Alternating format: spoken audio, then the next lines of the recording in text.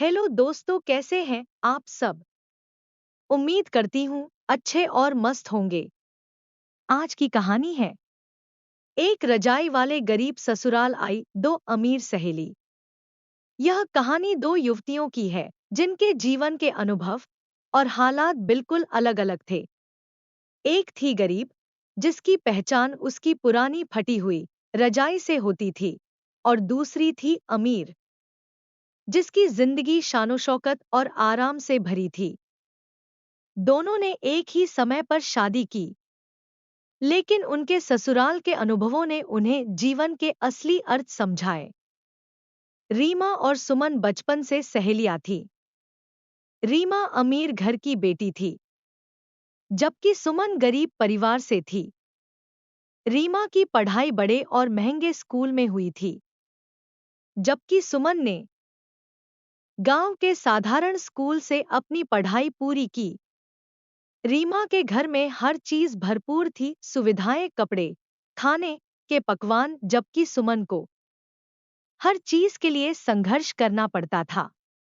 दोनों में गहरी दोस्ती थी, लेकिन उनकी जीवन शैली अलग थी। रीमा अक्सर अपनी महंगी चीजों की तारीफ करती और सुमन उसे चुपचाप सुनती रहती। सुमन के पास एक पुरानी रजाई थी, जिसे उसकी मां ने हाथों से सिला था। यह रजाई उसके लिए केवल एक गर्म कपड़ा नहीं, बल्कि उसकी मां का दिया हुआ सबसे कीमती तोहफा थी। समय बीता और दोनों की शादी हो गई। रीमा का विवाह एक बड़े व्यापारी के बेटे से हुआ, जबकि सुमन की शादी एक साधारण किसान के घर हुई। शादी के बाद रीमा ने अमीरी और ऐशो आराम से भरे घर में कदम रखा। वहां हर चीज चमकती थी और नौकर चाकर उनकी सेवा में थे। दूसरी ओर सुमन अपने ससुराल में पहुंची तो उसे छोटे से मिट्टी के घर में रहना पड़ा। घर में बस दो कमरे थे और सर्दी से बचने के लिए केवल वही पुरानी रजाई थी, जिसे वह अपने साथ लाई थी। लेकिन सुमन ने शिकायत नहीं की। उसने अपने ससुराल वालों को अपनाया और अपनी मेहनत से घर को संवारने की कोशिश की। रीमा का ससुराल देखकर उसे लगा कि उसका जीवन और भी खूबसूरत हो गया है। उसके पास कीमती गहने, कपड़े और सेवक थे, लेकिन धीरे धीरे उसे महसूस हुआ कि वहाँ हर चीज के पीछे एक कीमत थी। उसका पति और ससुराल वाले उससे हमेशा नई उम्मीदें रखते थे। वह हर समय दबाव में रहती कि उसे परफेक्ट दिखना है और दूसरों से बेहतर बनकर दिखाना है। रीमा के जीवन में बाहरी चमक थी, लेकिन अंदर से वह अकेलापन महसूस करने लगी। उसका पति हमेशा अपने काम में व्यस्त रहता और ससुराल वाले कभी उसकी भावनाओं को नहीं समझते। सुमन का जीवन सादगी और संघर्ष से भरा था। उसे खेतों में काम करना पड़ता, घर के सारे काम संभालने पड़ते, लेकिन वह हर काम को खुशी खुशी करती। उसकी सास और देवर उससे बहुत प्यार करते थे, क्योंकि वह सबके लिए स्नेह और आदर से पेश आती थी। सुमन की पुरानी रजाई उसकी सर्द रातों की साथी थी। वह उसे ओढ़कर ठंडी रातों में सोती और सोचती कि उसकी माँ ने कितने प्यार से इसे बनाया था। उसके पास ज्यादा चीजें नहीं थी, लेकिन उसके दिल में संतोष था। कुछ महीनों बाद रीमा और सुमन की मुलाकात हुई। रीमा ने सुमन को अपने घर बुलाया। सुमन वहां की चमक धमक देखकर हैरान थी। रीमा ने उसे अपने महंगे कपड़े, गहने और घर की चीजें दिखाईं। सुमन ने मुस्कुराते हुए कहा, यह सब बहुत सुंदर है, तुम बहुत खुशकिस्मत हो। रीमा ने सुमन से उसके जीवन के बारे में पूछा। सुमन ने कहा, हमारा जीवन साधारण है। हम मेहनत करते हैं, लेकिन हमारे पास शांति है। मेरी सास और देवर मुझे बहुत प्यार करते हैं और मुझे लगता है कि मैं उनके लिए कुछ मायने रखती हूँ। रीमा ने सुमन से पूछा, क्या तुम्हें कभी लगता है कि तुम्हारे पास जो चीजें नहीं हैं, उनकी वजह से तुम्हारी जिंदगी अधूरी है? सुमन ने मुस्कुराते हुए कहा, खुशी का मतलब चीजों से नहीं है। खुशी तब है जब आप जो कुछ भी पास में है, उसे अपनाते हैं। मेरे पास बहुत कुछ नहीं है, लेकिन मेरे दिल में संतोष है। और तुम्हें क्या लगता है, तुम्हारा जीवन पूरा है? रीमा ने पहली बार अपनी भावनाएं खुलकर सुमन के सामने रखीं। उसने कहा, मेरे पास सब कुछ है, लेकिन फिर भी मैं खालीपन महसूस करती हूँ। मैं हर दिन दूसरों को खुश करने की कोशिश करती हूँ, लेकिन खुद को भूल जाती हूँ। सुमन ने रीमा को समझाया, खुद को मत भूलो। असली खुशी तब होती है जब आप अपने भीतर की आवाज को सुनते हो और अपने रिश्तों को समय देते हो। धन और ऐशोआराम से केवल बाहरी चमक मिलती है, लेकिन दिल की शांति मेहनत, प्यार और संतोष से आती है। रीमा ने सुमन की बातों को समझा और अपने जीवन को बदलने का निश्चय किया। उसने अपने पति और ससुराल वालों के साथ समय बिताना शुरू किया और अपनी खुशियों को ढूंढने की कोशिश की। इस कहानी से हमें यह सीख मिलती है कि असली खुशी बाहरी चीजों में नहीं, बल्कि रिश्तों और आत्मसंतोष में है। सुमन ने अपनी साधारण जिंदगी में खुश रहना सीखा, जबकि रीमा ने अमीरी के बावजूद अपने जीवन के खालीपन को समझा। सुख सुविधाओं का महत्व है, लेकिन असली खुशी रिश्तों, सच्चे प्यार और संतोष में होती है। कहानी नंबर 2, ठंड में अमीर बेटी का ठंडा, गरीब बेटी का गरम खाना। यह कहानी दो बहनों की है, जिनके हालात और जीवन शैली पूरी तरह से अलग थे। बड़ी बहन रीमा एक अमीर घराने में शादी कर ऐशो आराम का जीवन जी रही थी। छोटी बहन सुमन एक गरीब घर में शादी के बाद सादगी और संघर्ष से भरा जीवन जी रही थी। सर्दियों की एक रात ने दोनों के जीवन की सच्चाई को उजागर किया और उन्हें यह सिखाया कि सुख और संतोष का असली मतलब क्या होता है। रीमा और सुमन बचपन से ही बहुत करीब थीं। उनके माता-पिता साधारण किसान थे। रीमा बचपन से ही महत्वाकांक्षी और शौकीन थी। वह हमेशा बड़े सपने देखती थी और अमीरी की चाह रखती थी। दूसरी ओर सुमन सादगी पसंद थी। उसे अपनी छोटी-छोटी चीजों में खुशी मिलती थी। सर्दियों की ठंडी रातों में उनकी माँ एक छोटे से चूल्हे पर गर्मागर्म खाना बनाती थी।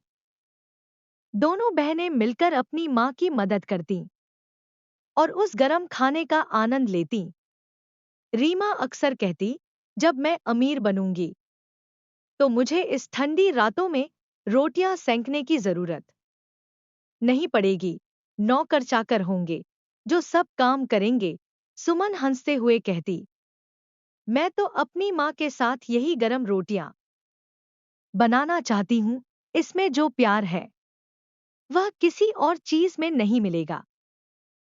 समय बीता और दोनों बहनों की शादी हो गई। रीमा की शादी एक बड़े शहर के नामी व्यापारी से हुई। उसकी जिंदगी महल जैसे घर, नौकर चाकर और ऐशो आराम से भर गई। वह हर समय महंगे कपड़े पहनती और शाही दावतें खाती। सुमन की शादी एक साधारण किसान से हुई। उसका ससुराल छोटा था, लेकिन परिवार बड़ा था। वह रोज खेतों में काम करती, घर के सारे काम संभालती और फिर चूल्हे पर खाना बनाती। लेकिन सुमन के दिल में संतोष था। उसे अपने परिवार से प्यार मिला और वह हर परिस्थिति में खुश रहने की कोशिश करती। एक बार कड़ाके की ठंड पड़ी। गांवों में लोग अलाव जलाकर और गरम खाना खाकर ठंड से बचते थे। दूसरी ओर शहर में हीटर और बड़े-बड़े कंबल थे, लेकिन उनके बावजूद ठंड का एहसास कम नहीं हो रहा था। रीमा के घर में सर्दियों में खाने की व्यवस्था नौकर चाकर करते थे, खाना बनाकर डाइनिंग टेबल पर रख दिया जाता था। लेकिन ठंडे माहौल में खाना जल्दी ठंडा हो जाता और रीमा को ठंडा खाना खाते हुए अक्सर चिड़चिड़ाहट होती। वह सोचती, इतनी सुविधाओं के बावजूद मैं गरम खाना क्यों नहीं खा सकती? दूसरी ओर सुमन का परिवार मिट्टी के चूल्हे पर खाना बनाता, हर कोई खाना गर्मागर्म खाना और ठंड के बावजूद उनके चेहरों पर संतोष झलकता। चूल्हे की आग और ताजा रोटियों की महक पूरे घर को गर्म कर देती थी। ठंड के दिनों में एक दिन रीमा ने सुमन को अपने घर बुलाया। सुमन ने बड़े उत्साह से अपनी बहन का निमंत्रण स्वीकार किया और ठंड में लंबी यात्रा कर शहर पहुंची। रीमा के घर की चमक धमक देखकर सुमन दंग रह गई। बड़े कमरे, आलीशान फर्नीचर और नौकर चाकर देखकर वह सोचने लगी, रीमा का जीवन कितना आरामदायक है। रीमा ने सुमन से पूछा, कैसा लगा मेरा घर? सुमन ने मुस्कुराते हुए कहा, बहुत सुंदर है, लेकिन यहाँ ठंड बहुत महसूस हो रही है। रीमा ने ठंडी सांस लेते हुए कहा, यहाँ सब कुछ है, लेकिन ठंड का कोई इलाज नहीं। खाना तक ठंडा हो जाता है। रीमा ने अपने नौकर को खाना परोसने के लिए कहा।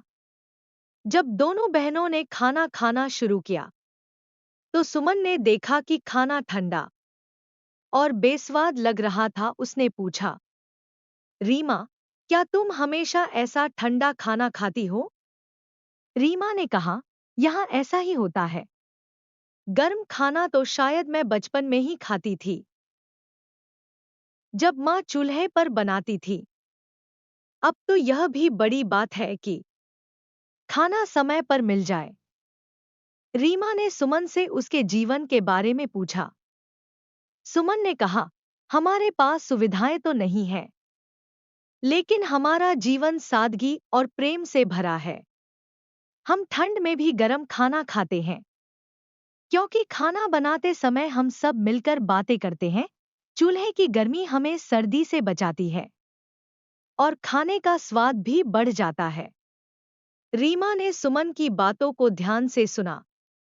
उसने कहा, मैं भी तुम्हारे घर का खाना देखना चाहती हूँ। क्या मैं तुम्हारे साथ तुम्हारे ससुराल चल सकती हूँ? सुमन खुशी खुशी रीमा को अपने गांव ले गई। वहां पहुंचकर रीमा ने सुमन के सादे छोटे घर को देखा। घर भले ही छोटा था, लेकिन उसमें एक आत्मीयता और सुकून महसूस हो रहा था। सुमन ने चूल्हे पर रोटियां सेंकी और गर्मागर्म सब्जी बनाई। रीमा ने वह खाना खाया और कहा, यह तो किसी भी शाही भोजन से बेहतर है। यहाँ का खाना गरम है, प्यार भरा है और इससे आत्मा तक तृप्त हो रही है। उस रात रीमा ने महसूस किया कि सुमन का साधारण जीवन ही असली सुख का स्रोत है। उसने अपने महल जैसे घर की तुलना सुमन के छोटे से घर से की। उसे समझ में आया कि भले ही उसके पास धन दौलत है, लेकिन सुमन के पास आत्मीयता और संतोष है। रीमा ने सुमन से कहा, तुम्हारा जीवन मेरे जीवन से कहीं बेहतर है। तुम्हारे पास भले ही साधारण चीजें हैं, लेकिन तुम उनमें खुशी ढूंढ लेती हो। मैं इतने आराम में भी उस गरम खाने और सुकून के पल को तरसती हूँ। इस कहानी से हमें यह सीखने को मिलता है कि असली सुख साधनों में नहीं, बल्कि सादगी, प्रेम और संतोष में है। गर्मागर्म खाने का स्वाद केवल उसकी ताजगी में नहीं, बल्कि उसे बनाने और खाने में लगे भावनाओं और रिश्तों की गर्मी में है। धन और सुविधाओं के पीछे भागने से बेहतर है उन छोटी छोटी चीजों में खुशी ढूंढना, जो जीवन को सच्चा सुख देती हैं। प्यारे दोस्तों, यह कहानी यहीं पर समाप्त होती है। आपको यह कहानी कैसी लगी? कमेंट बॉक्स में जरूर बताएं। अगर आपको हमारी ये कहानी पसंद आई हो, तो कृपया हमारे वीडियो को लाइक, शेयर और चैनल को प्लीज सब्सक्राइब जरूर कर लें।